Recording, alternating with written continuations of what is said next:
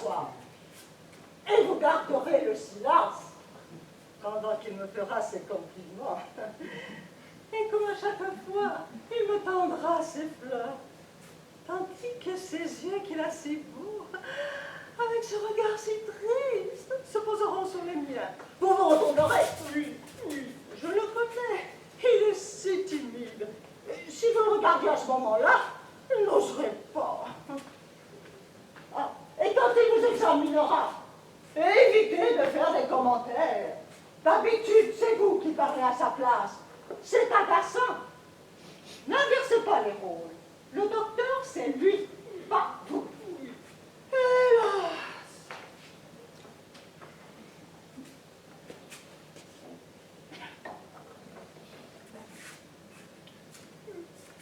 Plus rien, tout vide. Mais patience, mon ami, il va venir. À présent, il faut vous rendre présentable. Allez donc mettre votre habit du dimanche. Albert, avez-vous entendu ce que j'ai dit? Oui. Oui, qui? Oui, maman. Quoi? Qu'entends-je? Je vous ai déjà 100 fois interdit de m'appeler de cette façon ridicule. Grâce à Dieu, je suis pas votre mère. Nous avons eu 2 filles, c'est entendu. Mais n'en profitez pas. Albert, vous ne m'écoutez pas. Mais Si qui? si, maman. Madame. À la bonne heure. À présent, répétez ce que je vous ai dit de faire en la présence du docteur Carpino. Il faut. Je dois. J'ai oublié. Oh, vous êtes incorrigible. Un jour, vous oublierez qui vous êtes. Albert, qui êtes-vous? Qui suis-je? Pourquoi suis-je? Naître ou ne pas naître? Telle est la vraie question. Pourquoi n'avons-nous pas? Pourquoi n'avons-nous pas? Ah, Et puis, oui. liberté, Pourquoi n'avons-nous pas le droit de naître ou de ne pas naître? Liberté! Pourquoi n'avons-nous pas la liberté de naître? Albert, arrêtez vos sottises. Je plaisantais. Bon, je vous l'accorde. Naître pour mourir, c'est absurde. Oui.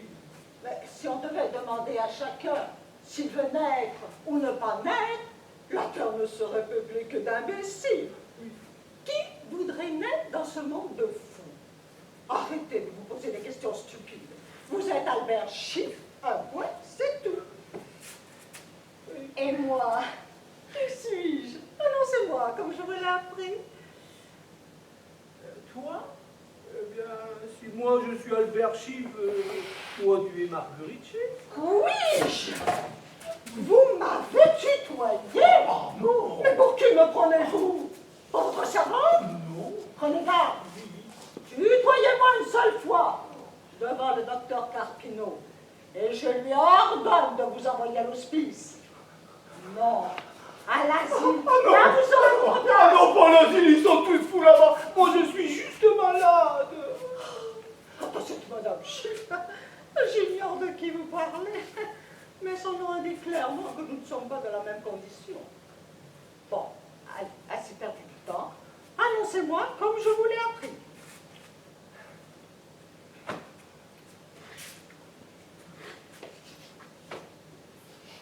J'ai oublié. Oh, vous êtes chaque jour de plus en plus stupide. Ou je devrais vous péter. Demain, sûrement. Si vous oubliez encore une fois de me traiter comme ici à ma personne. Alors, Non. écoutez, écoutez bien. Je suis mademoiselle de Cataneo. Je suis de descendance royale. Du sang bleu coule dans mes veines. Alors, Mademoiselle de Cataneo est à Marguerite Chiffre, ce que le ciel est à la terre, ce que la noblesse est à la roture, ce que... Oh, allons donc, tout cela vous dépasse. Je me demande s'il m'apportera mes cachets. Des cachets et de la morora. Voilà ce qu'il me faudrait pour en finir avec vous une bonne fois pour toutes. Des cachets, de la morora et des fortifiants. Oui, voilà ce qu'il doit m'apporter. Des fortifiants. Je me sens si faible. Mais oui, il vous apportera tout cela, et bien d'autres médicaments encore, et tout ce qu'il pourra trouver. Un peu de ce que faudra. Mais si je n'ai pas de médicaments, je vais mourir. Il doit venir. Je sens que je vais me mettre en colère. Cela suffit, monsieur. Sortez. Mais je dois rester pour elle. Et puis de voir, les gens disent voleurs dans mon dos. Ils sont pas gentils. J'aurais dû épouser un homme comme le docteur Carpino. Je serais heureuse. Si vous n'étiez pas là, il y a longtemps qu'il m'aurait déclaré sa flamme. Mais vous êtes là, toujours là. Vous êtes l'obstacle à notre bonheur. Mais partez. Partez donc, monsieur. Vous nous étouffez. Mais je suis un artiste. Vous, un artiste. Oui, si j'étais pas malade, je serais un grand artiste. Un artiste, c'est bien ce que j'ai dit. Vous êtes fou et votre place est à l'asile. Pas l'asile, pas l'asile. Allez, dépêchons-nous. Pas l'asile. Mais que veux-tu? N'est pas encore là. Retourne dans ta chambre. Il ne viendra pas. Mais qu'est-ce que vous avez tous aujourd'hui? Mais bien sûr qu'il viendra. Va-t'en. Il viendra. Il t'apportera des douceurs, comme à chaque fois. Il viendra, je te dis. Regardez, comme cette petite est impatiente devant le bon docteur Carpino. Il m'emmènera voir la mer? Mais oui, t'emmènera. Un jour, il l'a promis. Avec toi? Non, lui ne viendra pas. Il est malade et ne supportera pas le voyage. Allez, va-t'en.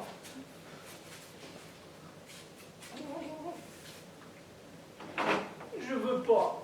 Pas encore. Qu'elle parte avec le docteur Carpino voir la mer. Je veux pas. Je veux pas. Monsieur ne veut pas. Et pourquoi monsieur ne veut pas? Parce que je veux être le premier à lui montrer la mer. Parce que je suis son père. Vous? Quel était l'argent? Vous pourriez lui en demander un peu, juste de quoi payer le voyage. M'abaisser à mendier? Jamais. Mais je le rembourserai. Quand? Comment? Avec quoi? Tout ce que nous possédons est dans cette pièce. Que pourrions-nous vendre encore? Platon?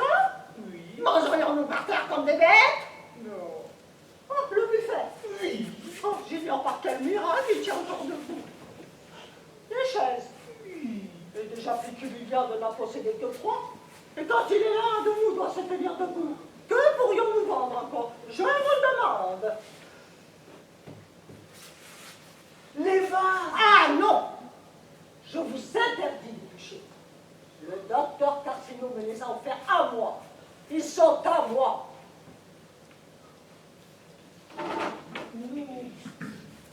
Nous pourrions peut-être demander... Encore. Nous pourrions peut-être demander à notre fille Pierrette. Comment osez-vous prononcer devant moi le nom de cette fille ingrate, fourbe, mesquine, égoïste? C'est votre fille, elle vous ressemble. Ce n'est plus la mienne. Elle aurait pu épouser un de ces beaux messieurs que le docteur Carpino lui présentait. Que pouvait-elle rêver de mieux? Comment a-t-elle pu? Comment a-t-elle pu épouser quelqu'un d'en bas? Un boucher en plus! Ah, rien que de m'imaginer, c'est me pleine de sang. J'en ai le frisson. Et puis elle est partie en emportant sa chaise. C'est une voleuse! Mais c'est moi qui ai assisté pour qu'elle la prenne. Et c'était la sienne. Et en plus, nous n'avions rien d'autre à lui offrir en cadeau de mariage. Évidemment, vous la défendez. Oui. Mais cette fille ne remettra plus les pieds ici. Entendez-vous? Ou c'est moi qui partirai. Je pourrais travailler. Oh, mais dites pas de bêtises. Vous ne savez rien faire. Et puis vous savez bien, vous êtes malade. C'est vrai.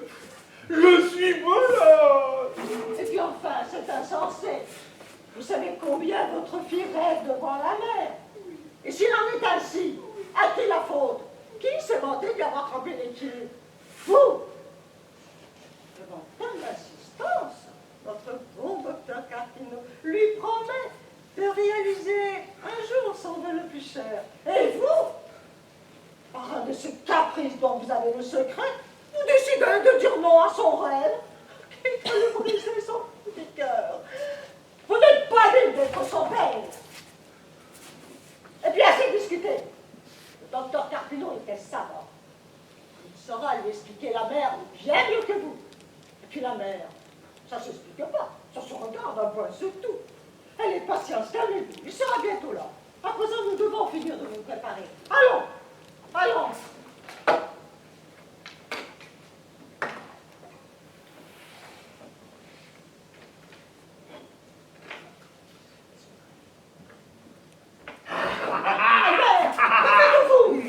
Albert, reposez-vous d'accord sur plateau. Oh, non, c'est pas possible. Je dirai tout, docteur. Non, il vous punira. Vous serez privé de médicaments. Ah, mon Dieu, la voilà. Et je ne suis pas prête. Mais attends, je ne suis pas prête, non. Ah, c'est vous. Cet escalier. Oh, je n'en peux plus. Une chaise vide. Oh, Madame Pitipon, nous attendons le docteur Carpino. Il doit arriver d'un instant à l'autre et nous ne sommes pas prêts. Toi, retourne dans ta chambre. Le docteur Carpino. Oui, Carpino. J'ai compris. Je vais m'en aller. Mais permettez que je reprenne mon souffle. Oh, que cet escalier me fait souffrir. Je vais partir, Madame Gilles. Juste quelques instants. Et je reprendrai mon chemin de croix. Et tout ça pour ce fichu journal. Il ne vaut pas la peine que je me donne pour aller le chercher. Mais que voulez-vous? Je ne veux pas m'en passer. Une vieille habitude du temps où Jules et moi nous tenions l'épicerie. Savoir qui était mort dans le quartier, c'était important. Et au fait, comment va Monsieur Chiffre aujourd'hui? Oh, pas du mal. Vous êtes malade? Moi? Non. Qu'est-ce qui vous fait penser? Est-ce que j'ai l'air d'être malade? Oh mon Dieu, mon Dieu. Ah, mais n'attendez-vous pas la visite du docteur? Ah, mais c'est pour Monsieur Chiffre. Et il ne va pas plus mal, mais il ne va pas mieux non plus. Toujours l'estomac? Oh, l'estomac, non. L'estomac, c'était hier. Aujourd'hui, c'est le foie. Oui. Ah. Avant-hier, c'était le côté droit. Oui. Avant-hier, c'était... Bah, je m'en souviens plus. Tellement il aura mal, qui sait où. Au bras. Ah oui, Ou peut-être ailleurs, qui sait. Et c'est une douleur qui tourne. Il tourne. Mon Gilles, c'était le cœur. Oh, il mangeait trop. Oh, forcément, une épicerie, il était tenté. D'après lui, rien ne devait se perdre. Et des invendus, oh Dieu m'est témoin, il y en avait beaucoup. Oh, il mangeait. Un matin, je l'ai retrouvé au pied de son lit. Raide, mort. Oh, pauvre Jules. Tout de même, cette douleur qui circule dans tout le corps de Monsieur Chiffre, c'est étrange. Je dirais même que c'est bizarre. À votre place, je consulterai un autre médecin. Nous n'en manquerons pas dans cette ville. D'ailleurs, depuis hier, il y en a même un en bas de notre immeuble. Nous avons le docteur Carpino. Et d'ailleurs, il ne devrait plus tarder. Oui, sans doute, mais à votre place. Mais vous n'êtes pas à ma place. Il n'y a pas de meilleur médecin dans cette ville que le docteur Carpino. D'ailleurs, il suffit au docteur Carpino de vous regarder pour savoir ce que vous savez. Le docteur Carpino n'est pas un docteur, c'est un médium. Avec ça, Monsieur Gilles ne guérit pas.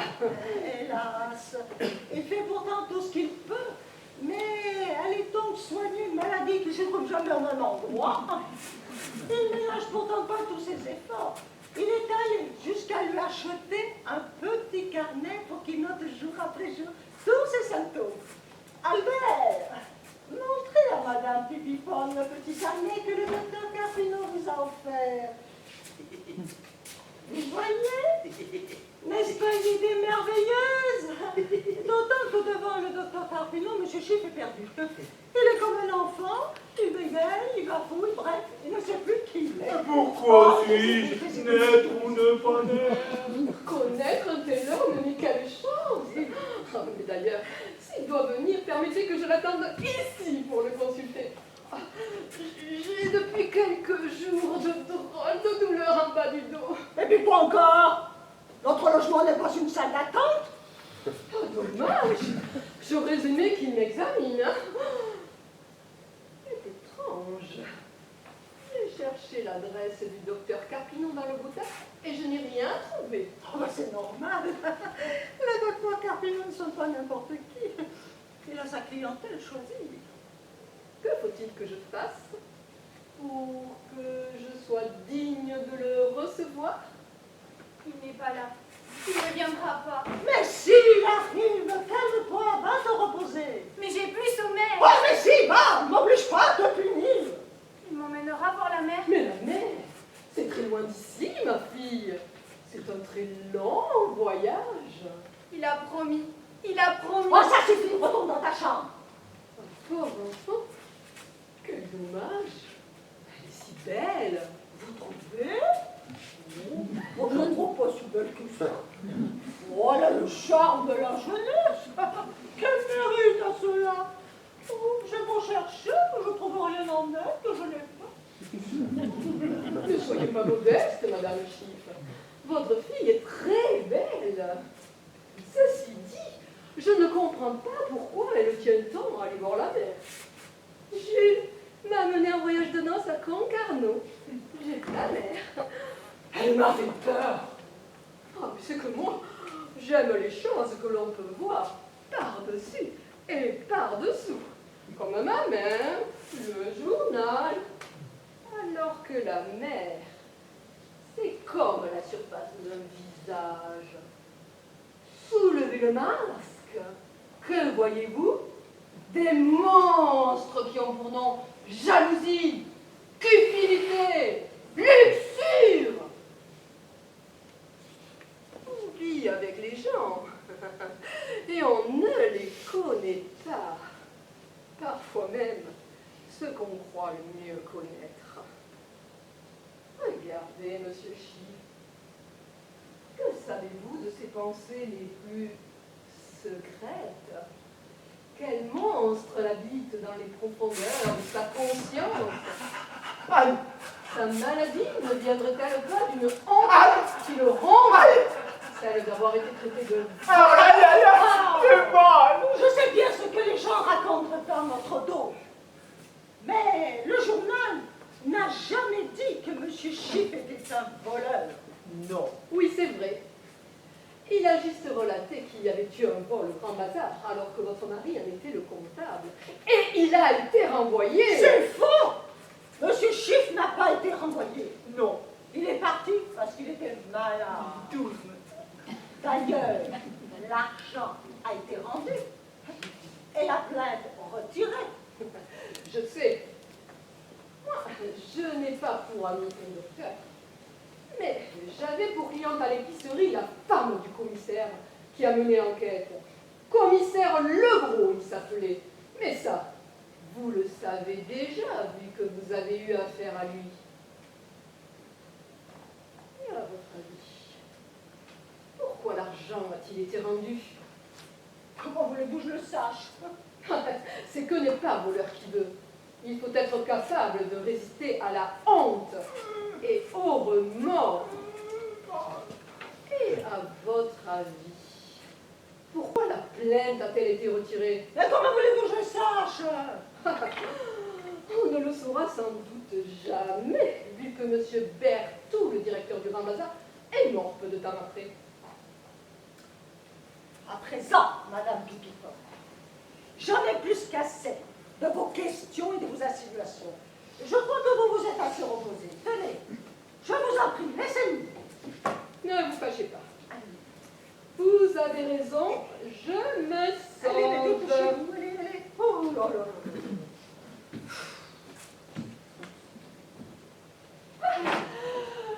J'oubliais. Encore. Devinez qui j'ai vu tout à l'heure quand je suis allée chercher mon journal. Au début, je ne l'avais pas reconnue. Et quand elle m'a dit « Bonjour, Madame Pipipone », alors là, le doute n'a plus été permis. Oh, mais c'était bien elle. Et qui ça? Elle est Pierrette, votre fille aînée. Elle m'a embrassée. Et j'étais bien contente. Ça faisait longtemps qu'on ne m'avait pas embrassée. Pierrette. Et que voulait-elle? Bah, je sais pas. Elle sortait de l'immeuble. J'ai cru qu'elle était venue pour rendre visite. Non, après ce qu'elle nous a fait, je lui ai interdit de remettre les pieds ici. À présent, Madame Pipipone, laissez-nous. Oh mon Dieu, le voilà. Nous sommes perdus. Oui, attends. Non, ce n'est pas lui. Mais pas lui. Qui êtes-vous? Pourquoi suis-je naître ou ne pas naître? Je suis votre nouveau voisin du rez-de-chaussée. Je me présente, le docteur Hans Salem. Ah, quelle coïncidence! Nous parlions justement de vous. Je disais à Madame Chiffre que j'étais bien contente d'avoir un docteur dans l'immeuble. C'est que je vis seule à mon âge. Je suis Madame Pipipone. J'habite au 5e appart avec un paillasse en verre. Vous vous souviendrez, docteur? Et que venez-vous faire ici? Ce n'est pas lui. Retourne dans votre chambre. Voici-toi. C'est bien ici qu'habite Monsieur Chiffre. En effet. On m'a demandé de lui rendre visite. Oh, qui ça? Une jeune fille est venue tout à l'heure à mon cabinet. Elle m'a demandé si je pouvais rendre visite à Monsieur Chiffre. Elle m'a dit qu'elle était sa fille et qu'elle voulait savoir si son père était vraiment malade. Elle n'a pas voulu monter. Je trouve cela étrange, mais je viens de m'installer et pour l'instant, les clients ne se bousculent guère. Bref, j'ai accepté. Elle m'a payé la consultation par avance. Et me voici. Ah, voilà pourquoi cette créature rôdait dans le quartier. Dehors, monsieur. Il n'y a personne de malade ici. Mais si moi je suis malade, et pourquoi si je n'étais pas malade, il viendrait tous les mercredis? Et pourquoi si je n'étais pas malade, il m'aurait acheté tous ces médicaments? Et pourquoi si je n'étais pas malade, il m'aurait acheté ce petit carnet noir? Pourquoi? Mais vous êtes le malade du docteur Carpino. Allez, calmez-vous. Tenez. Nous attendons la visite du docteur Carpino. Vous connaissez sûrement le docteur Carpino, c'est le docteur de mon mari. Carpino? Oui, Carpino. Docteur Carpino? Oui, Carpino. Non, madame, je n'ai point cet honneur. Comment? Vous ne connaissez pas le docteur Carpino? Mais tout le monde connaît le docteur Carpino. Demandez à Madame Pipipone. Moi? Mais je ne le connais pas, votre docteur Carpino. Ah, vous, et quand il se prend l'épicière, le docteur Carpino ne serait pas n'importe qui. Ah, moi, je ne suis peut-être qu'une simple épicière, mais on ne m'a jamais traité de voleuse. Je vous ordonne de partir. Et vous êtes arrivé d'un moment à l'autre. Si vous trouvez là, c'est comme si je l'avais trahi. Je perdrais sa confiance et son amitié. Oh, mais bien, madame, si tel est votre désir, je me retire. Mais je suis malade. Et si je n'ai plus de médicaments, je vais mourir. Il me faut des médicaments. Il me faut des médicaments. Madame Mais Chiffre. je vais mourir. Accédez donc à la demande de votre mari, docteur. Ah, mais de quoi s'appelle ce semelle l'épicière? Et puis, qui me prouve que vous n'êtes pas un imposteur envoyé par cette créature pour nous espionner, hein? Pour nous voler une chaise, par exemple? Oh, ce ne serait pas la première fois. Et puis d'abord, en Salem, c'est pas Madame, je suis français par ma mère et libanais par mon père. Je porte son nom. Oh, c'est un émigré. Madame, c'est insupportable, mais j'en ai assez. Je m'en vais de ce pas rembourser votre fille et tout lui expliquer. Pour votre information, mon père était attaché d'ambassade en France, où il a connu maman, et il y était secrétaire. J'ai fait toutes mes études en France, je suis français et de confession chrétienne. Oh, cher ami, votre père était ambassadeur. Le mien, papa, était duc. Et oui, mon cher, de naissance, je suis mademoiselle de Cataneo. Je suis de descendance royale. Mais quel dommage que vous ne puissiez rester plus longtemps. Mais promettez-moi de nous rendre visite un de ces jours, sauf le mercredi, jour de visite de notre ami. Je l'exige. Entre gens de qualité, cela est bien naturel, n'est-ce pas? Madame Chiffre, votre mari se trouve mal. Ah, mais le docteur Carpino ne devrait plus tarder, attendra bien jusque-là. Il est en train de mourir. S'il meurt, vous aurez sa mort sur la conscience. Et ce terrible remords vous poursuivra jusqu'à la tombe. Très bien. Madame, votre mari a besoin de moi, laissez-moi l'examiner. Très bien. Puisque tout le monde est contre moi, je m'en vais. Et celle qui vous attend en bas aura de mes nouvelles. Tout ce qui arrive, c'est de sa faute. Je lui ai tout donné, monsieur. Mon sang, mon lait, mes plus belles années. Elle me doit tout. Et tout cela, pourquoi? Je vous le demande. Elle nous a abandonnés. Et elle est partie comme une voleuse, avec notre bonheur, la santé de son papa et sa chaise, pour épouser un boucher. Oh, n'est-ce pas horrible? Ah, madame, animal, maintenant il tourne.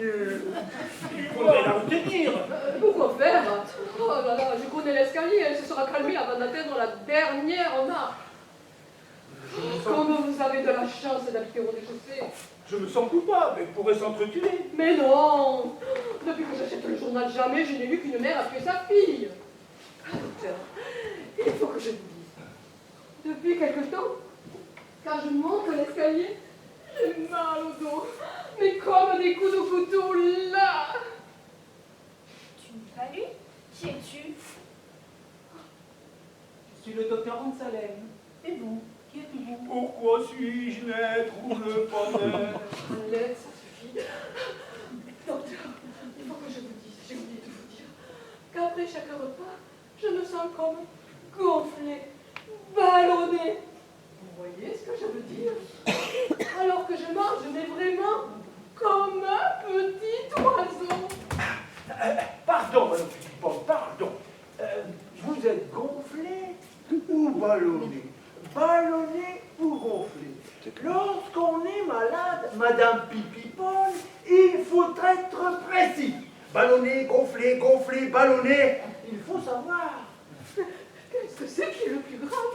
Mais les deux. Il ne s'agit pas de la gravité de la maladie, mais de son origine. Si vous êtes gonflé, cela peut être une insuffisance cardiaque, une cirrhose du foie ou une maladie des reins ou de la rate, sachant que ces maladies se traduisent tôt ou tard par une obésité monstrueuse, spongieuse, voire génoïde. Tu as déjà fait la mer? Pardon? Tu as déjà fait la mer? Oui, bien sûr. Pourquoi cette question? Si vous êtes ballonné, diabète, état fibromateux ou grossesse hystérique ne sont là que quelques-uns des mots possibles. Seuls des examens complémentaires pourraient trancher. J'ai tout appris par cœur, madame Pipipone. Tout est écrit là. Là. Ah, vous m'effrayez, monsieur Chiffre. J'en ai les jambes qui flageolent et le cœur qui bat la chamade. Mais vous avez raison d'avoir peur. Car vous êtes malade.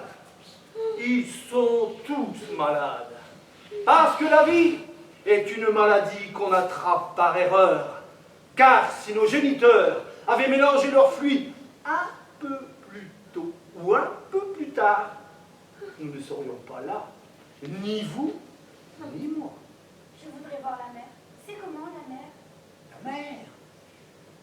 comment dire, ah, la mer, c'est beau, ah, c'est très beau.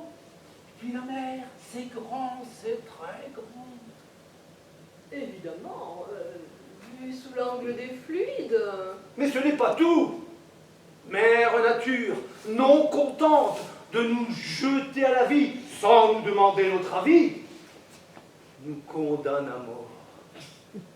Alors, passe nos jours dans des activités aussi futiles qu'inutiles pour oublier notre désespoir d'être né. Quel est votre nom et pourquoi voulez-vous voir la mer? Mais parce qu'elle est toute bleue. Quand même, monsieur Chiff, la nature, pour se faire pardonner, nous offre tant de belles choses. À voir, à sentir, sans compter l'amour. Que faites-vous de l'amour, monsieur Chiff? Foutaise! Toutes ces belles choses dont vous parlez ne sont qu'illusions de la nature pour détourner notre attention de sa perversité. Le ciel aussi est bleu. Non, ici le ciel n'est jamais bleu. Il est toujours gris et sale. Quant à l'amour, l'amour n'est rien d'autre qu'une machination de sa part pour se perpétuer à travers nos fluides. Je vous le dis, Madame Pipipone, tout ceci n'est qu'un funeste complot. Il avait promis. Il ne viendra pas.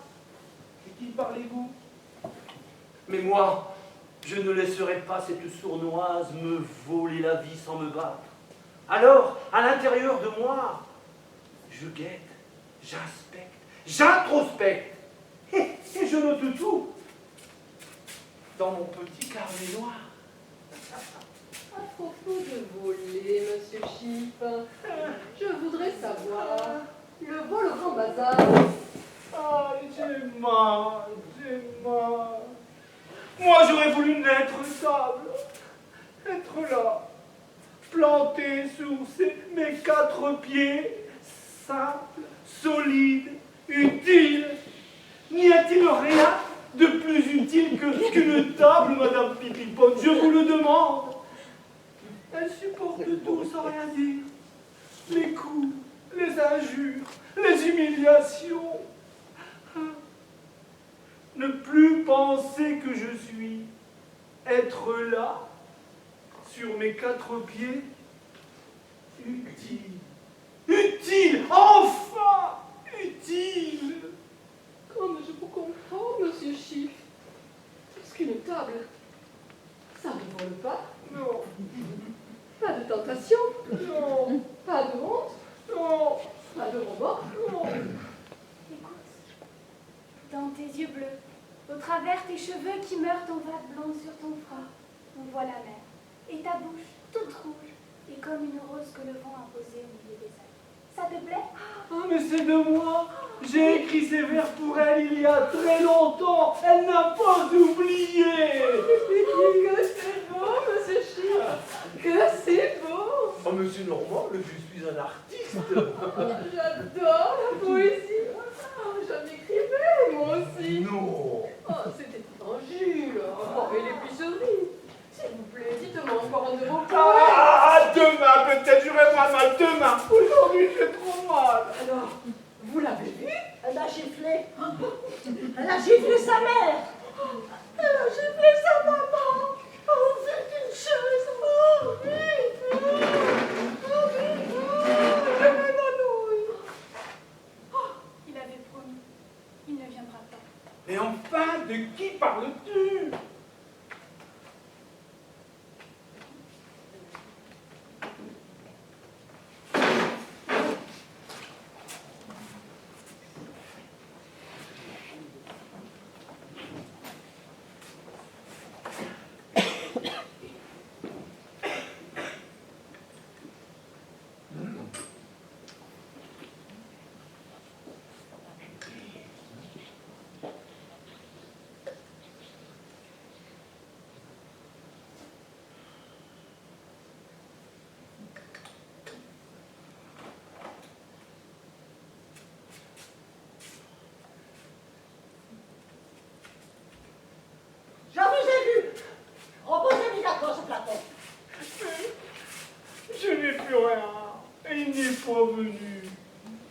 l'avais promis. Oui.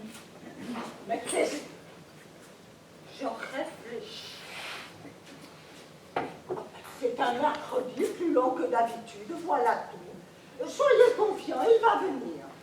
Ah, alors, hier c'est encore aujourd'hui, mais aujourd'hui c'est déjà demain.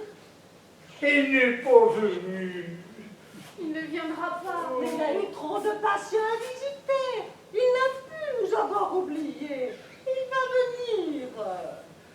Peut-être qu'il est malade. Les docteurs, ça meurt aussi, hein? Parole! Oui. Ça vous plairait Oui. qu'il soit malade. Oui. Vous nous voudriez tous à votre image. Malade, mourant, agonisant.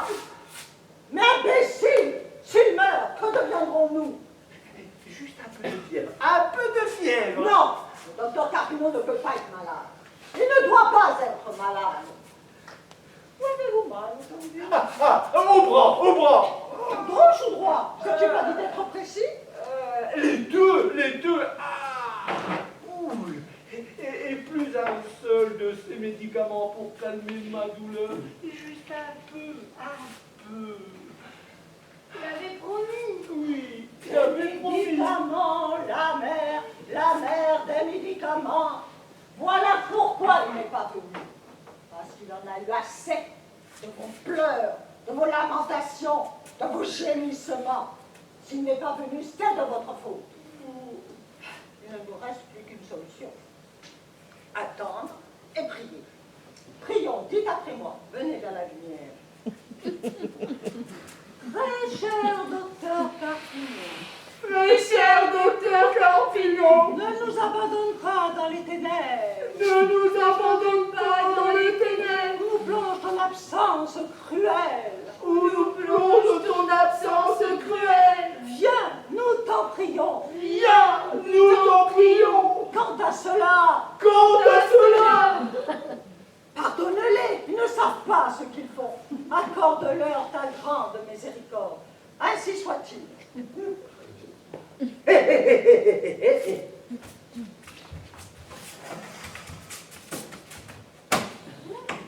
N'oublie pas d'apporter mes cachets. Hein? Tu crois qu'il nous a entendus? Mais imbécile, à quoi bon prier si on ne croit pas d'être entendu par celui qu'on prie? D'ailleurs, je l'entends.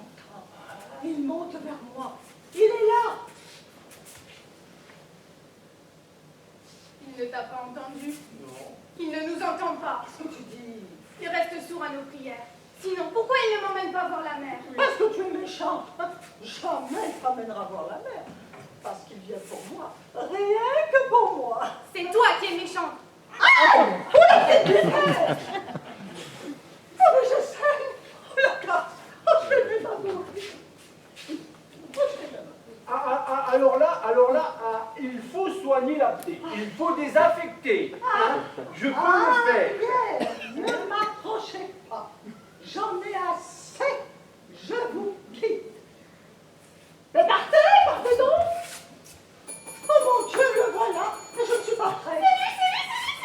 Mais attends, je... Non, ce n'est Encore pas vous. 23, 54, 54 marches.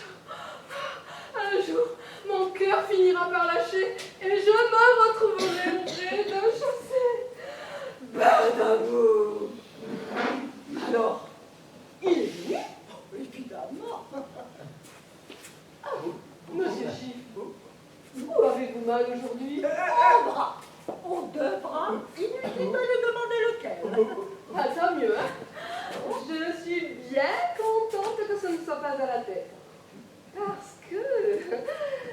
Écoutez ça, monsieur Chiff, écoutez ça. Mon doux ami, tu es parti par une nuit sans lune, en criant « Vive l'épicerie !» Tu étais le roi de la Batavia, de la carotte et du rutabaga. Où que tu sois, j'en suis sûre, tu ignores l'ennui.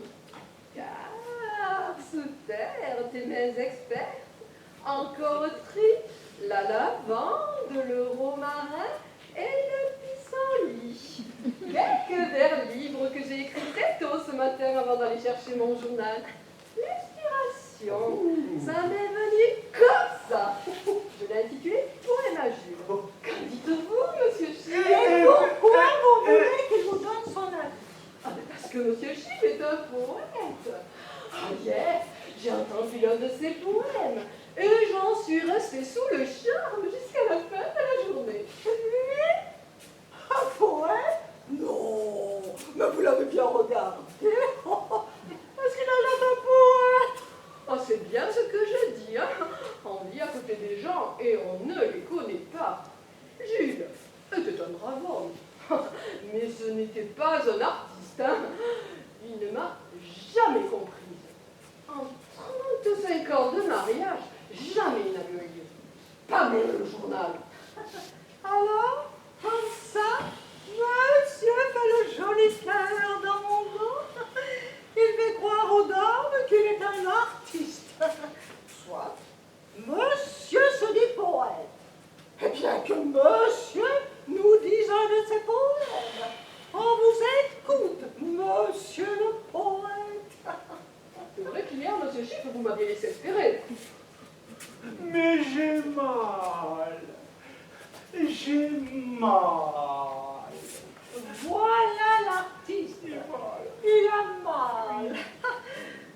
Moi, Madame Pipipone, je rêvais d'une autre vie. J'ai épousé celui-ci. Comment se suicide?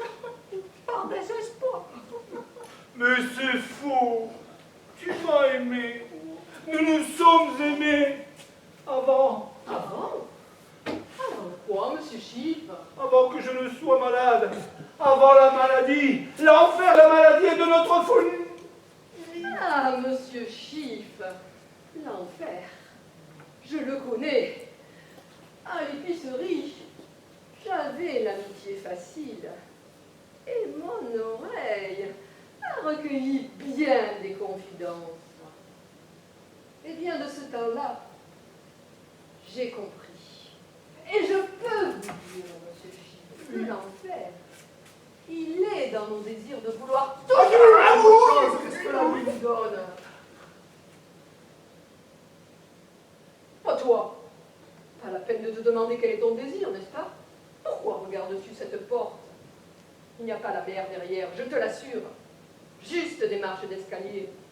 104 marches exactement. Il n'est pas venu. Il avait promis. Que dis-tu? Tu veux dire que le docteur Carpino n'est pas venu?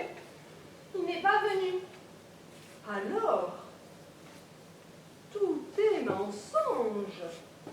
Votre docteur Carpino, la poésie, la mer et tout le reste. Ah, vous! Il a eu un empêchement, une urgence. Un docteur, ça peut arriver. Il viendra, il va venir. Tout n'est qu'apparence et illusion. Ah! Là! Le docteur Carpino! Oh mon Dieu! Dans l'état où je suis, retenez-le, je ne suis pas présentable. Là, dans le journal, le docteur Carpino! Mais dis-lui de sortir, il a promis.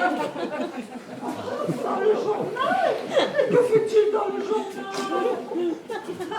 Évidemment, un homme de sa qualité. J'étais sûre qu'un jour on parlerait de lui dans le journal. Voilà pourquoi il n'est pas venu. Ce n'était pas la maladie ou je ne sais quoi. C'était la gloire. Après ça, il va venir. Maintenant, Madame Pipipone, laissez-lui. Toi, retourne dans ta chambre. Peut-être devrions-nous lire l'article. Lisez, Madame Pipipone, lisez. Mais dépêchez-vous. La gloire est en marche. Dépêchez-vous de lire avant qu'elle vous rattrape. La rose dans notre ville, c'est le titre. Oh, quel homme. Mais continuez. Je lis. Nous apprenons l'arrestation de Bruno Rizzi, gardien de cimetière de son état, qui a été appréhendé hier soir en flagrant délit de plaisir. Un flagrant délit de plaisir. 2 fois? Oh non, une seule fois. Mais je trouve l'expression tellement belle. Ah, ces journalistes, quel poète. Après. Où en étais-je? J'ai perdu la ligne. Ah voilà. Je disais donc, un flagrant délit de plaisir avec un jeune garçon dont la la police n'a pas révélé l'identité. L'arrestation a eu lieu au domicile de ce dernier, ce qui montre que le criminel... C'est écrit criminel? Criminel, oui, c'est bien écrit criminel. Je disais donc que le criminel agissait avec la complicité des parents de la victime. Ces derniers dorment ce soir en prison. La victime, quant à elle, a été placée dans une maison spécialisée. Mais l'enquête continue. Après. La police soupçonne en effet que le jeune garçon n'était pas la seule victime du sieur Rizzi et que celui-ci était à la tête d'un réseau de prostitution. Mais continuez donc. Madame Shift, laissez-moi donc reprendre ma respiration. Continuez, je vous en prie. Donc je disais, sa tactique était simple. Lors des enterrements, il repérait les personnes vulnérables dont il n'avait aucun mal à connaître par un complice des pompes funèbres l'adresse de leur domicile. En dehors de ses heures de service, le gardien de cimetière se transformait en Dr Hyde. Ces journalistes, quel humour! Pour effectuer des visites très spéciales. Son allure et sa profession inspirant confiance, il avait tout fait de se rendre maître de la place. Après. C'est ainsi qu'au fil du temps, le sieur Rizzi est parvenu à se constituer un véritable réseau.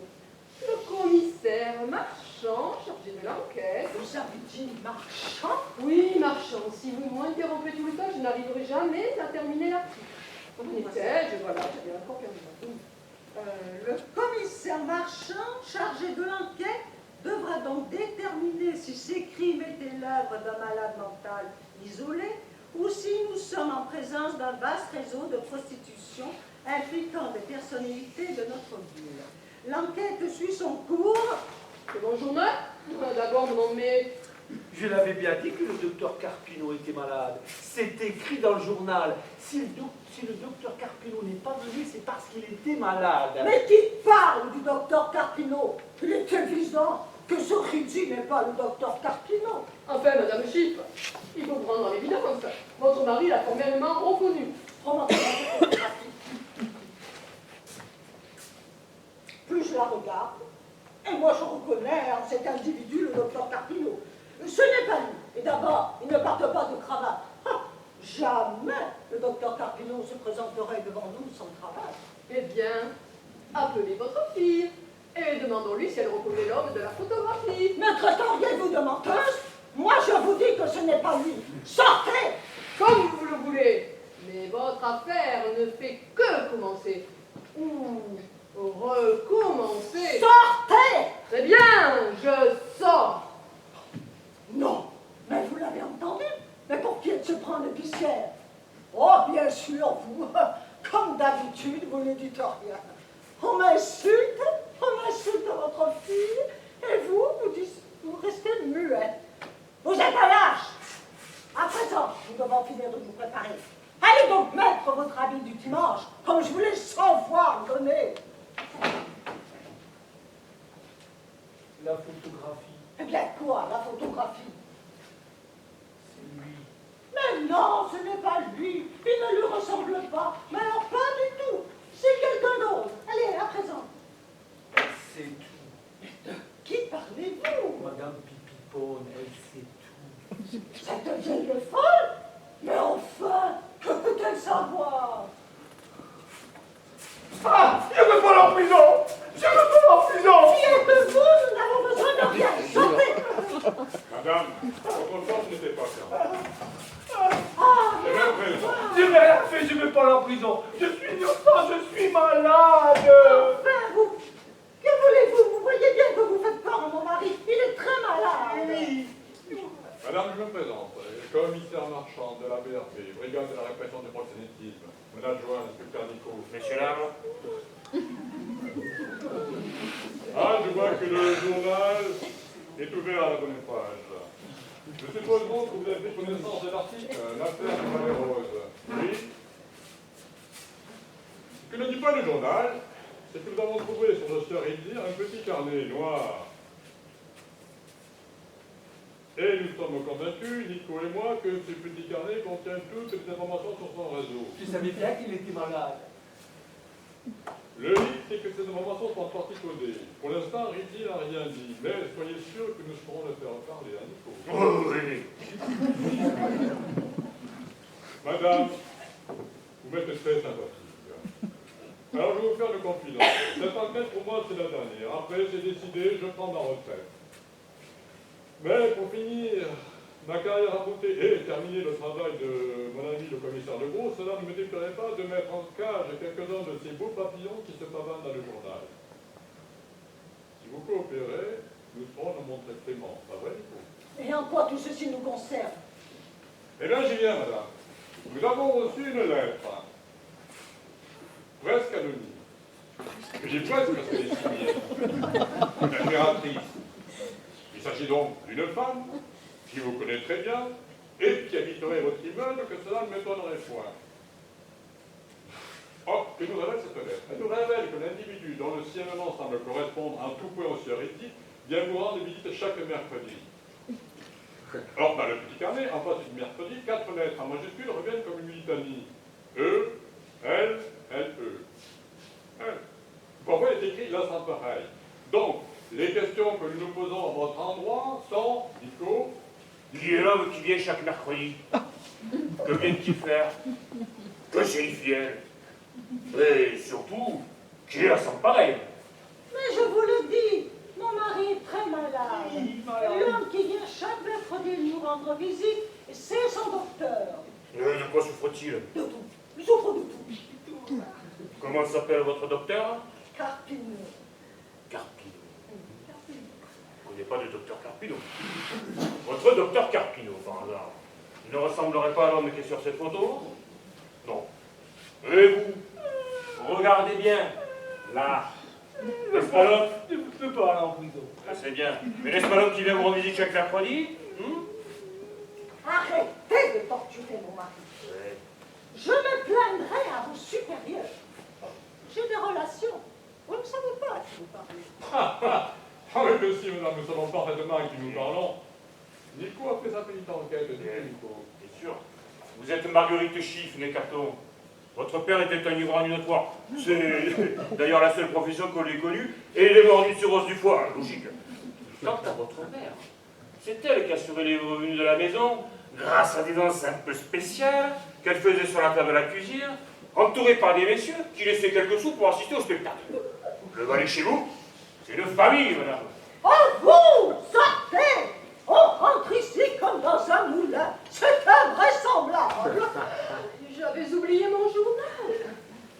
Ah, vous êtes le commissaire du journal. Vous venez pour l'affaire. Oh, c'est excitant. Je sais tout. Je suis Madame Philippone.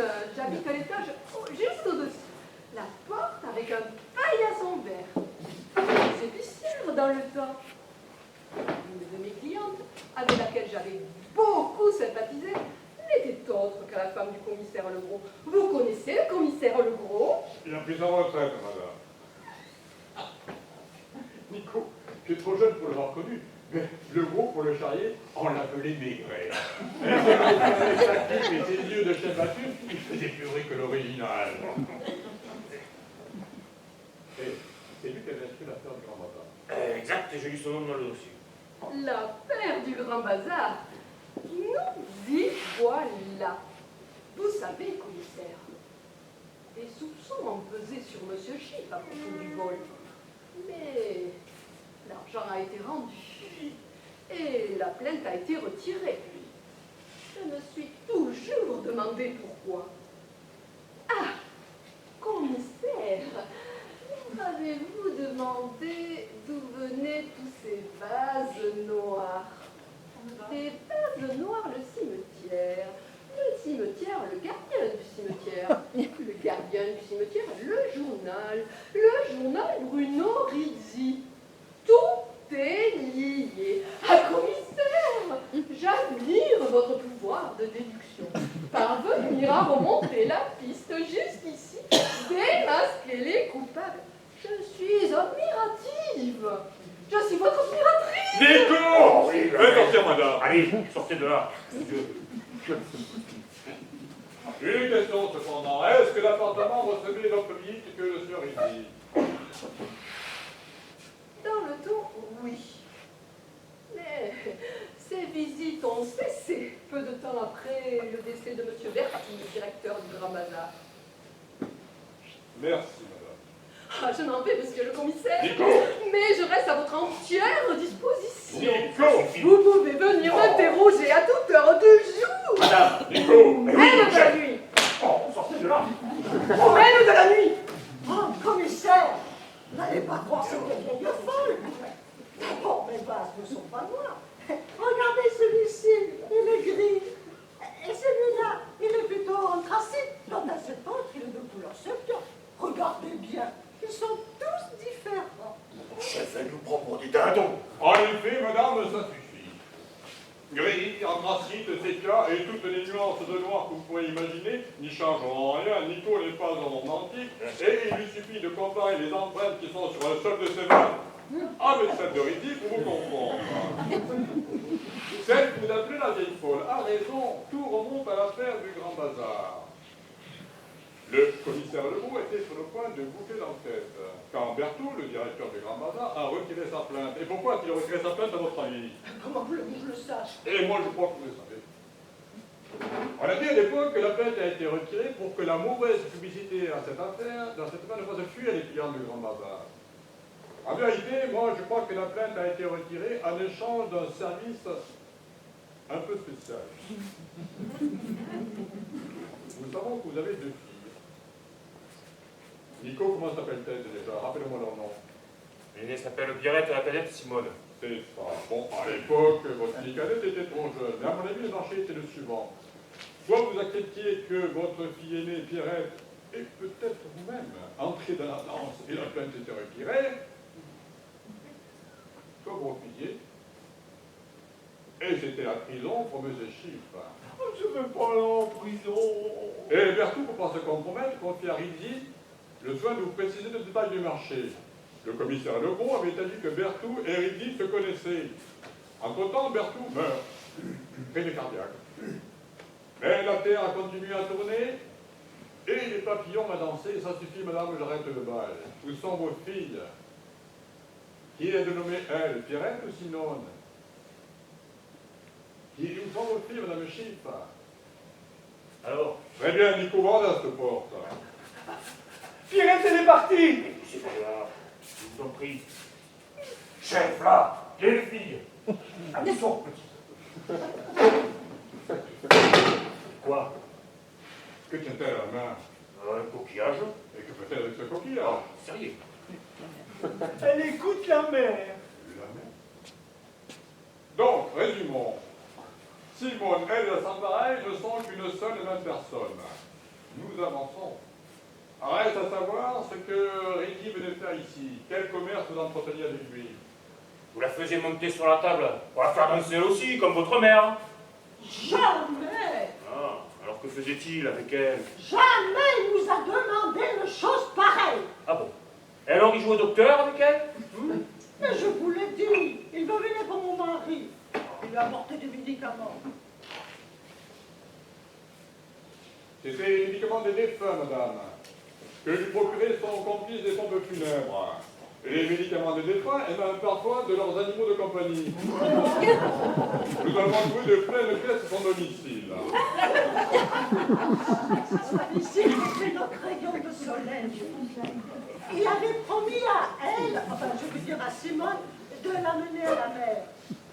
Il disait qu'elle ressemblait à la Vénus d'un tableau. À la Vénus de tableau, vous dites? Oui, à la Vénus d'un tableau. À la Vénus de tableau. Je pensais que c'était exagéré. Elle avait juste le charme de la jeunesse. Aucun mérite à cela. J'étais bien plus belle à son âge. Enfin, je le suis encore. Et c'est ce que disait le docteur Carpino. Parce que le docteur Carpino est un esthète. Et notre bienfaiteur a glissé toujours, sans qu'on s'en aperçoit, un petit billet dans l'un de ses mains. Oh, jamais le même. C'était comme un jeu entre nous. Pour nous, c'était notre docteur, le docteur Carpino, notre bon docteur Carpino. Commissaire, il faut me croire,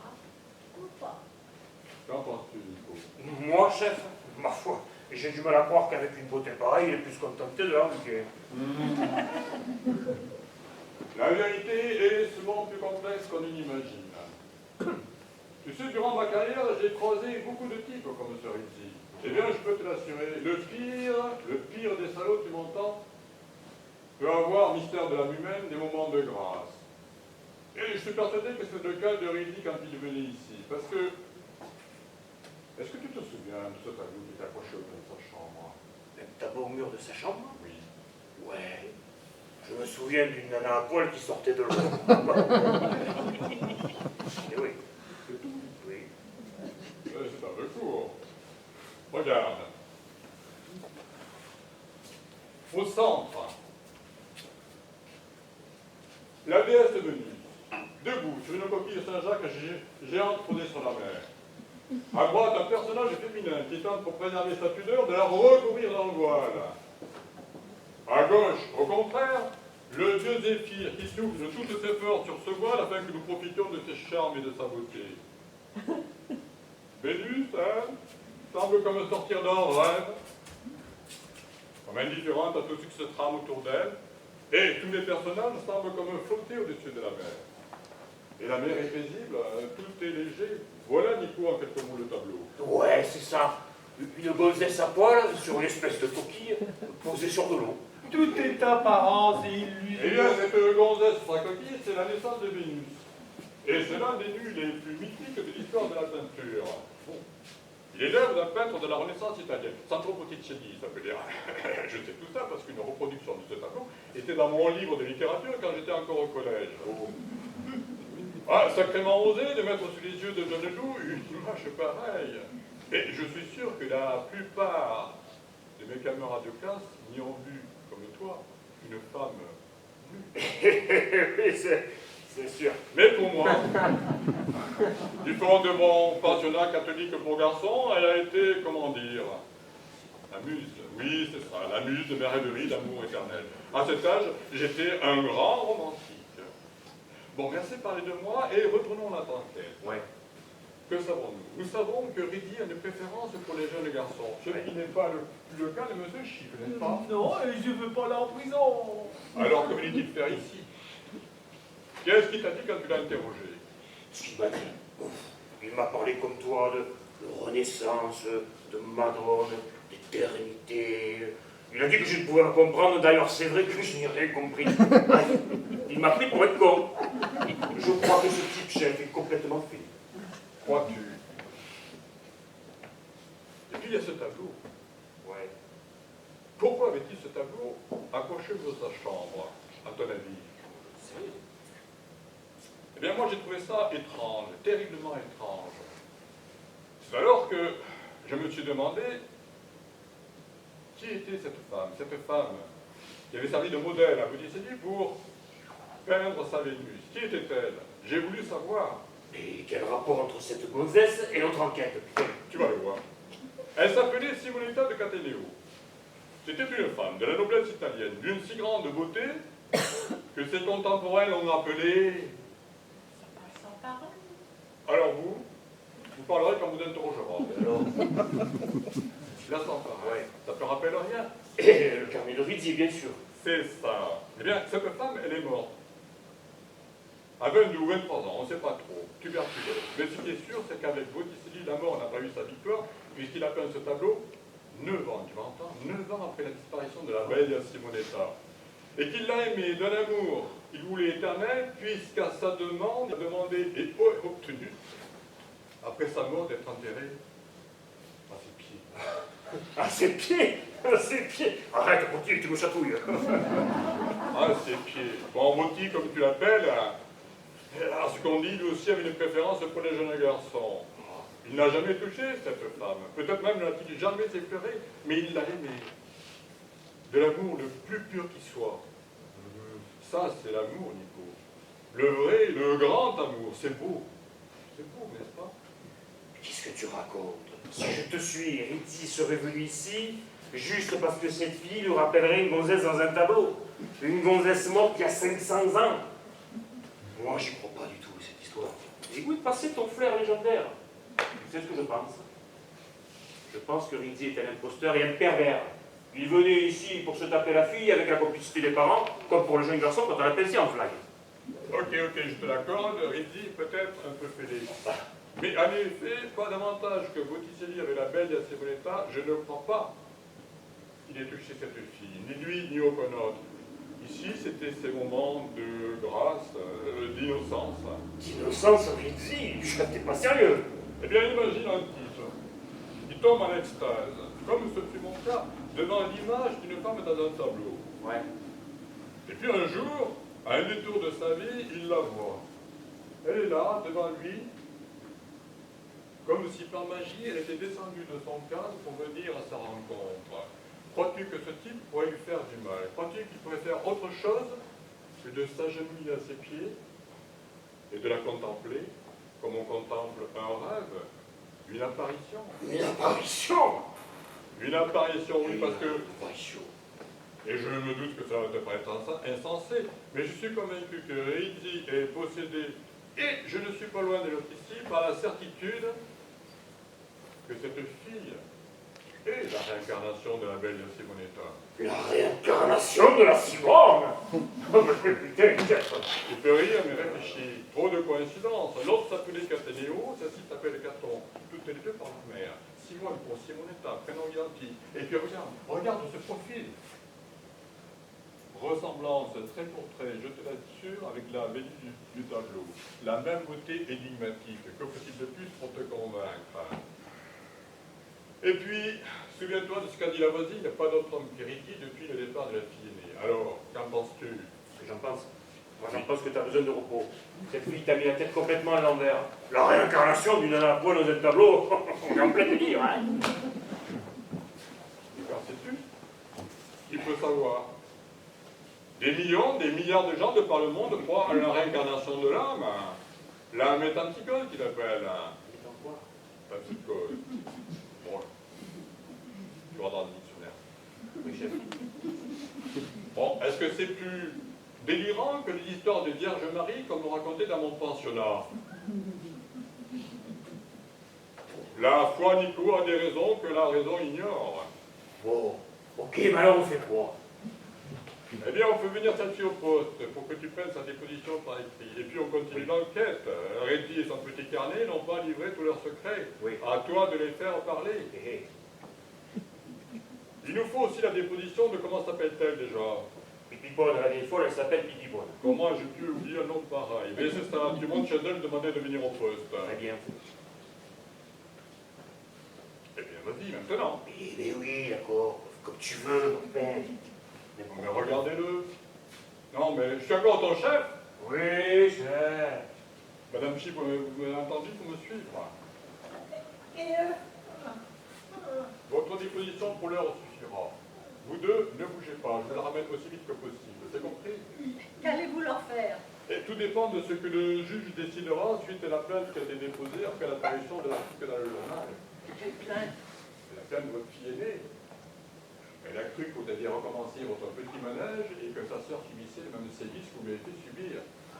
Cette créature nous a toujours détestés. Je vous jure, commissaire, nous ne voulions que son bonheur.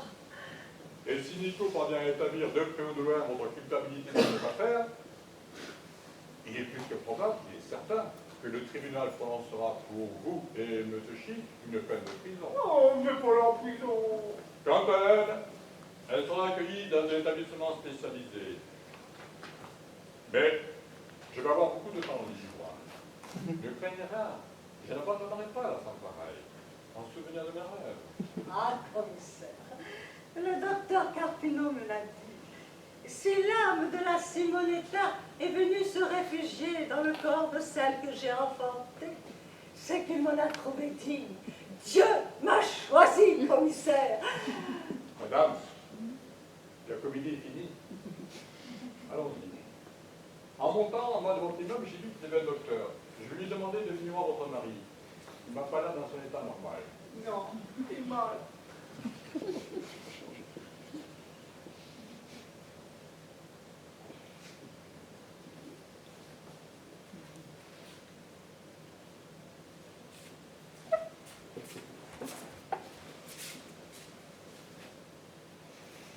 N'aie pas peur, ils sont partis.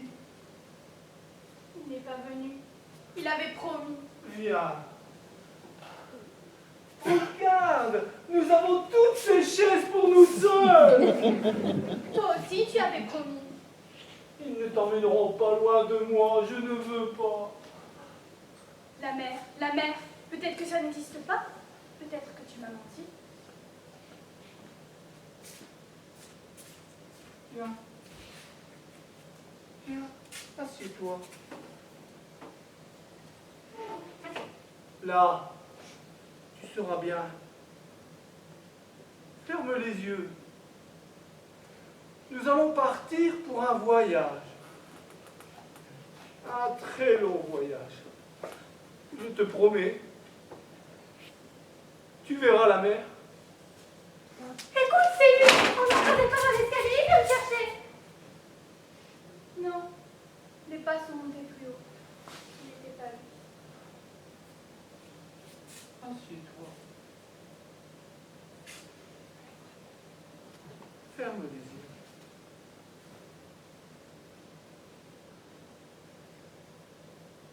Vole, petit oiseau! Vole, envole-toi! Mon Dieu, qu'avez-vous fait? Rien, ce n'est pas moi! C'est lui qui a tout voulu! Tout est de sa faute! Mais elle est morte! Non! Elle est juste partie! Elle est juste partie voir la mer! Et puis renaître ailleurs, dans une autre vie, vers un nouveau destin.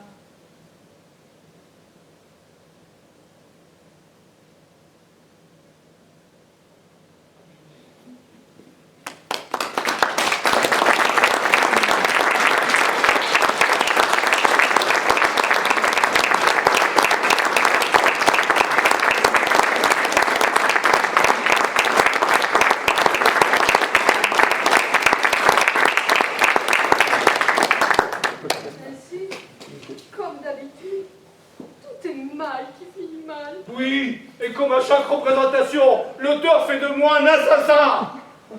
S'il me faisait intervenir plus tôt, j'aurais pu éviter ce drame. Et pourquoi ne me fait-il pas dire que si j'ai volé de l'argent, c'est uniquement pour elle, pour l'emmener voir la mer? J'ai honte. Il aurait dû, par un coup de théâtre dont les meilleurs auteurs ont le secret, de faire en sorte que le docteur Carpino ne soit pas risible. Exactement. Enfant, cet auteur n'a aucune imagination. Aucune. Et il nous rend méprisables. Et du début jusqu'à la fin, il nous manipule. Exactement. Pour qui se prend-il? Oui. C'est un imposteur. Oui. C'est un pervers. Oui. Allons lui couper la tête. Oui. Allons lui donner son corps. Allez, vas-y, vas-y. Il doit être là. Où dans la es-tu? salle. Oui, là, Montre-toi. là. C'est toi l'auteur? T'es sûr? Attention. Allons, mes Et toi? amis, revenez, revenez. Eh bien, puisqu'il ne répond pas, profitons-en pour prendre sa place et inventons-nous un autre destin. Ah bah, t'es pas mort. Moi non, papa, tu sais très bien que les personnages ne meurent jamais. Oh, bon. Revenez, mes amis, revenez. Bon, maintenant, reprenons-en au moment où toi, papa, Oui. fais... Au moment où je te fais... En place. Bon, tout le monde est prêt? Oui. Ferme les yeux. Envole-toi, petit oiseau. Vole, vole. Mon Dieu, qu'avez-vous fait? Rien, ce n'est pas moi, c'est lui qui a tout voulu. Tout est de sa faute. Embrasse-moi, idiot. Ah, mon prince, ton baiser m'a ressuscité. C'est comme si je me réveillais d'un conte où une mauvaise fée m'aurait replongé. Bon, maintenant que chacun laisse libre cours à son imagination pour s'inventer un rôle à sa confiance. Eh bien moi, je vous l'ai dit, avec sa mère, il m'a échauffé la ville. Vous savez combien de fois il me fait dire « Je veux voir la mer, je veux voir la mer ». Non. Il me fait passer pour une bourgette vieille de 500 ans. Bon, alors j'en ai marre. Alors je veux devenir navigatrice. Et j'irai la voir, sa mère. Et toutes les mères du monde. En solitaire. Parce que je veux aussi être une femme libre. Voilà, à toi Doc. À moi, ce baiser, je t'aime. Je me détends. Doc, la mer c'est grand, c'est très grand. La mer c'est beau, c'est très beau. On avait déjà deviné que tu ne brillais pas par ton éloquence. Bref, tu veux me baiser. Encore un qui n'a pas du Schopenhauer. Comme les autres, tu confonds sexe et amour. Enfin, c'est d'accord. Tu commences par m'acheter un voilier. Et quand je rentre au port, je découvre. Pour ton argent. Je te préviens, je prendrai un amant. Parce que moi aussi, je la connais, l'histoire de la belle la Simonetta. Voilà. À toi, mère Maquerelle. Eh bien, moi, comme ma fille chérie, je veux être une femme libérée. C'est décidé. Je deviens visiteuse de prison. Et je prends pour amant, savez-vous qui? Le docteur Carpino. C'est grand surprise. C'est tout. Bon, à toi, commissaire. Oh, moi, je suis fatigué des hommes. Je suis fatigué de leur guerre, de leur querelle inutile. Je suis fatigué de leur égoïsme. Je suis fatigué de tout leur bruit. Alors moi, je monterai là-haut, tout en haut de la montagne, et je vivrai dans le silence et le souvenir de la campagne. Que c'est beau. Alors, entre deux escales, je viendrai te voir là-haut. Et nous naviguerons ensemble, la nuit, parmi les étoiles, sur l'océan précieux. Yes. Qui va à la chasse perd sa place. Moi, je prends la place du commissaire. Je deviens commissaire à la place du commissaire, oui. Mais fini les familiarités. Je veux et j'exige que vous m'appeliez monsieur le commissaire. Monsieur le commissaire. Oui. Je vous l'avais dit, Nico, c'est pas romantique. Ah non. Alors moi, personne ne me demande mon avis? Ah non. Ouais, malotru. Alors moi, j'en ai marre de monter et descendre cet escalier pour aller chercher un journal débile. Je veux un smartphone. Comme tous les écolos. Et je créerai un blog qui est déjà beaucoup réfléchi. Je l'appellerai Langue de vipère. Papa, il ne reste plus que toi. Moi moi, je sais pas. Moi, à force de dire je suis malade, je suis malade. Eh bien, je suis malade. Alors là, les chiffres, ils nous font un coup de mou. Moi, je voudrais être une table. Moi. J'ai une idée. Je demande à mon papa d'ambassadeur de me payer un centre de thalassothérapie entre ciel et mer. Wow. Je vous y amène tous. Je vais finir par les C'est bien vestiges. ça. C'est bien ça. Nico devient chef de la sécurité, Madame Pipipone assure l'animation du son, je suis le docteur de... Trop compliqué, trop compliqué. Quoi? Un chat. Il lui faut un petit chat. J'ai eu un mal qu'un animal de compagnie, c'était bon pour le moral. Oui. Un petit chat. Oui. Il pourrait le caresser, lui mettre une laisse, aller le promener. Il irait chez le mari à Pierrette le boucher pour lui chercher de quoi manger. Cela l'aérerait. Ah bon, ça ne rien faire le malade, mais c'est normal qu'il déprime. Un chat alors oui, d'accord, mais alors un petit chat, hein, un petit chat, d'accord. Ainsi, tout est bien qui finit bien. Mes amis, ne nous enflammons pas.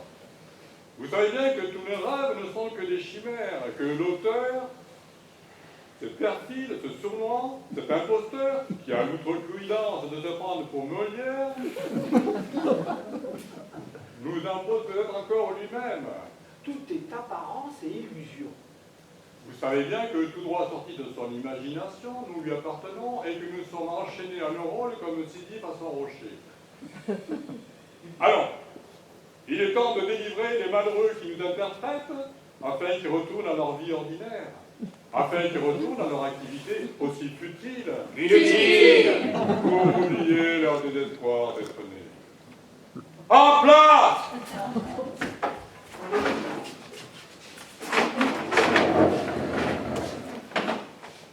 Et maintenant, on fait quoi? Rien!